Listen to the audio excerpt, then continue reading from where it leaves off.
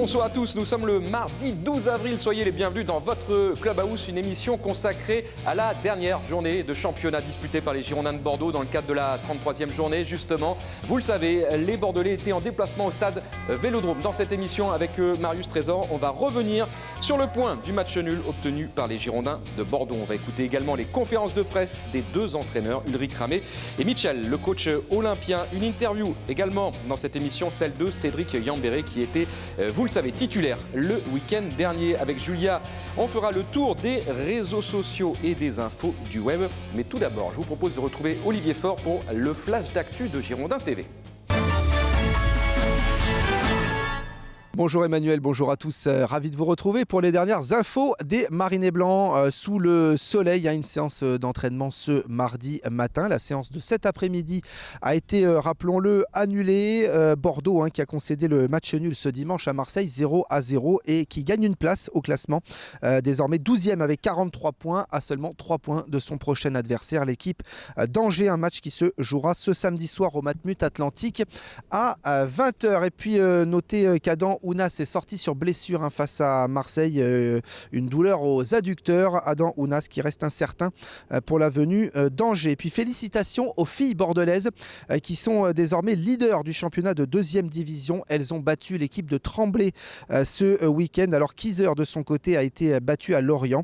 Les bordelaises sont donc désormais en pole position pour la montée en première division. De son côté, l'équipe réserve des Girondins s'est incliné ce week-end à Lorient en toute fin de partie, 1-0. Les Bordelais qui sont donc derniers de leur groupe avec 43 points. Enfin, félicitations à Gaëtan Laborde qui a encore marqué ce week-end avec Clermont. On rappelle qu'il est prêté à Clermont, l'attaquant bordelais. C'est tout simplement son 7e but en Ligue 2 cette saison. Clermont s'est tout de même incliné contre Dijon. Mais bravo à Gaëtan Laborde. Voilà pour les dernières infos, Emmanuel. Merci Olivier, bonsoir à nos invités ce soir. Tout d'abord Julia, bonsoir Julia. Bonsoir à tous, je suis ravie d'être là encore. C'est pas réellement une invitée. Un peu quand même, non ? Invitée permanente en fait. Oui, c'est ça. Bonsoir Marius, ravi de vous retrouver. Bonsoir Julia, bonsoir Emmanuel, amis abonnés, bonsoir. Très belle chemise. Merci Emmanuel. Charles Ingalls. On n'est pas sorti. Petite maison à la prairie, je crois qu'il avait la même. Hein, vous vous souvenez ? Petite maison à la prairie. Non, vous étiez trop jeune Julia. Vous regardiez J'étais pas peut-être ça. pas née, mais vous non plus Emmanuel. C'est vrai, exactement. Petite flatteuse. Oui, c'est ça. Ça commence bien.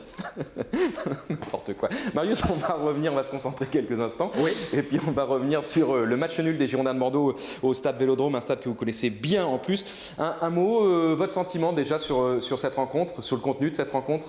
C'était compliqué ? C'était très âpre. Très compliqué. Je dirais qu'une équipe marseillaise ayant peur de se lâcher et Bordeaux qui était venu pour ne pas perdre.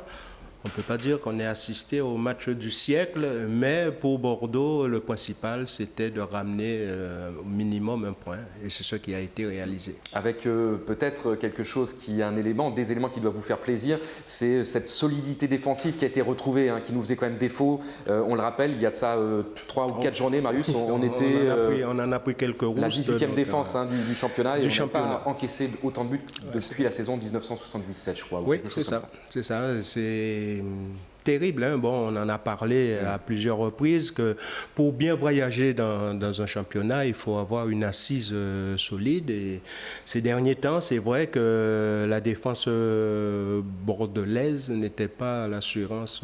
Tout risque. Non.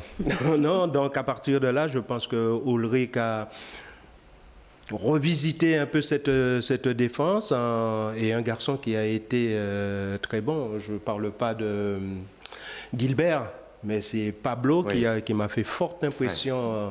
Et Cédric Yambéré en position de sentinelle. À partir de là, l'équilibre est trouvé et les résultats suivent. J'espère que ça va continuer. Ouais, avec notamment 2 déplacements qui étaient sur le papier compliqués à Monaco et à Marseille. C'est quand même pas mal de ramener 4 points. On ramène 4 points de ces 2 déplacements-là, c'est super.